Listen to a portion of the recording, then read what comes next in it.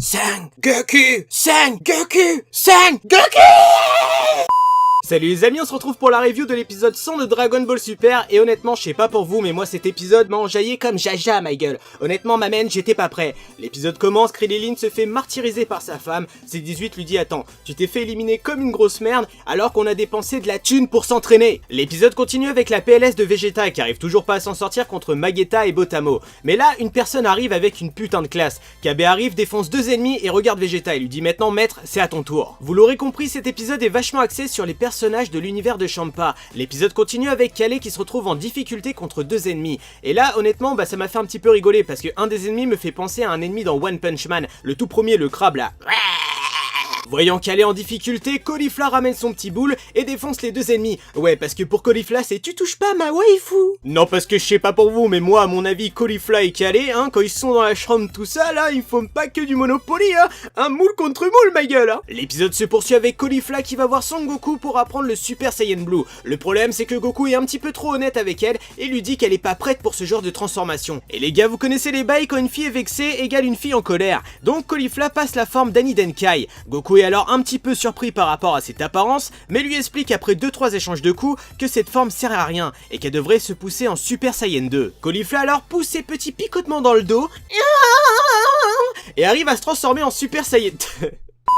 Et pendant que le combat s'intensifie entre Caulifla et Goku, eh bien Calais se sent en PLS, son petit cœur il saigne tout simplement parce qu'elle a peur de perdre sa waifu, et dans un élan de courage elle lance une boule de ki à Son Goku, et qui la trouve totalement gênante. Sa haine, sa colère, sa rancœur envers Goku se prononcent et elle passe le stade du Super Saiyan Berserker, en perdant son vocabulaire au passage, parce que pendant 10 minutes dans l'épisode, elle répétait que Son Goku.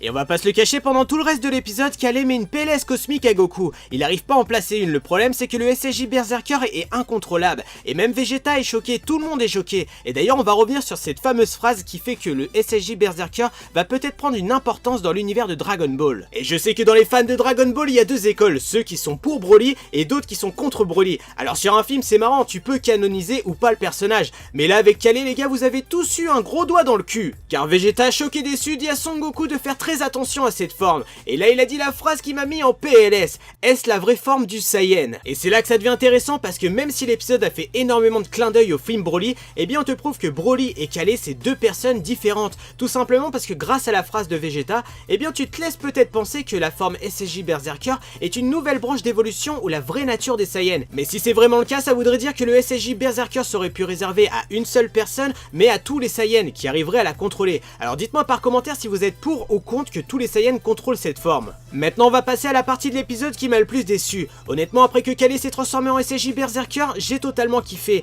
Mais le problème c'est qu'elle a commencé à tout péter etc. Et j'étais vraiment hypé. Et là une personne s'est pointée, Jiren, et l'a dégommé en un clin d'œil. Et honnêtement j'ai trouvé ça totalement inutile. Parce que certes ça te prouve la puissance de Jiren, mais ça envoie le SSJ Berserker à l'oubliette direct. Et franchement, ça m'a déçu. Parce que je suis d'accord avec vous, on a besoin de se prouver que Jiren est extrêmement puissant. Car c'est peut-être le type qui va faire que Goku va avoir une nouvelle forme ou une nouvelle transformation. Mais honnêtement, scroller le SSJ Berserker en un épisode, franchement ça m'a déçu. Je vais peut-être me répéter, mais honnêtement moi ce que j'ai pas kiffé dans l'épisode, c'est surtout la manière à comment ils ont exploité le SSJ Berserker. Parce que les clins d'œil à Broly, bon c'est marrant, Goku qui fait un Kamehameha, elle le stoppe un peu comme Broly dans le film, mais ce qui m'a cassé les couilles c'est, voilà, ils ont bâclé le personnage du SSJ Berserker, honnêtement. Et je vais être honnête avec vous, les personnages de Caulifla et Calais, je les adore dans Dragon Ball Super. Bon, j'ai une petite préférence pour Caulifla, je lui ferai du sale, ma man. Mais franchement, faut pas qu'ils commencent à les bâcler parce que sinon je vais être super déçu. Avant de se quitter, on va parler de la preview de la semaine prochaine, donc ça sera les Power Rangers de Jiren contre l'univers 6 et 7,